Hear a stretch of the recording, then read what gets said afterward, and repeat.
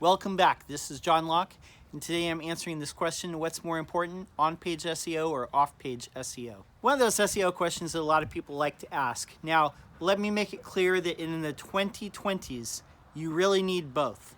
You need both on-page and off-page SEO, but let's define what those are so everybody's on the same page with what we're talking about. On-page SEO is all about optimizing whatever is on the actual web page or the website. So that includes stuff like creating content, optimizing content, writing good titles and descriptions. Those are what show up in the search results. And that also includes stuff like image optimization, adding alt attributes to any images, speed enhancements, anything like that. To me, all fall under on-page optimization, on-page SEO. Okay, now off-page SEO, that's in the past. If you had asked me this question maybe like 10, 12 years ago, I think a lot of people would say off-page SEO was more important then. And mostly off-page SEO is talking about links, your link profile, what sites are hyperlinking to your website, and what is the context of those links. What is the actual context of the links that you're earning. But it also has to do with things like your third-party profiles, like on Yelp, YP.com, Better Business Bureau, and any industry-specific sites that you would be on. For example, if you're a contractor, we're talking about Angie's List, Home Advisor, and House. If you are in the medical field, it might be something like Health Grades. Lawyers, it would be Avo. But it also has to do with your social media profiles and anywhere else that you would appear. But on top of that, off-page SEO also has to do with your reviews and reputation. So any Google reviews, Yelp reviews, and again, third-party site reviews. What types of things are people mentioning? What types of reviews are they leaving? What's the context of these reviews? So all these things combined, you really do need on-page and off-page SEO in order to succeed. If you have the right content on your site, that is the most important part. It always has been. Links definitely used to be more important, and they still are. But there's a little bit of nuance to it now that didn't used to exist a decade ago. So for a fact, you will not succeed if you do not have the right content on your page and you're not bringing people to their intended goal and they're not able to complete the goal that they're trying to achieve. So that has to be dialed in first. But with off-page SEO in the 2020s, it's more about making sure that you're telling Google that you really are a brand and you're working on being a brand. Back in 2008, the then CEO of Google, Eric Schmidt, said that brands are how you sort out the cesspool. You have the small mom and pop shops over here and then the big brands over here. And with billions of web pages, hundreds and thousands, maybe millions of sites that have appeared in the 13 years since that statement was first made, it's more important than ever. So you really do have to do things that make you look like a brand. So including with off-page, making sure that your social media accounts have you in the right business category, making sure that they all link back toward your website, and then making sure that if you're getting mentions or if you're getting write-ups or you're writing things for industry publications, you're writing things within your industry and those are appearing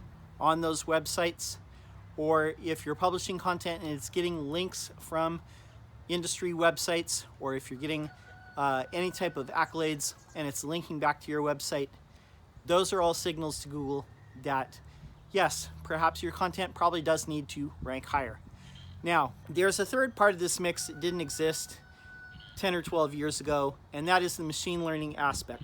There's billions, potentially even trillions of web pages out there, but there's a lot. And it's hard for anybody to sit down and be able to grade it just one by one. They really want the machine to be able to pick what a real human being would pick. And they've made a lot of advancements in the time since then. The natural language API, they have all types of things that they've added to the algorithm to, in fact, even be able to select good content when it's a query that they've never seen before. They've done a lot of things at Google to try and suppress spam.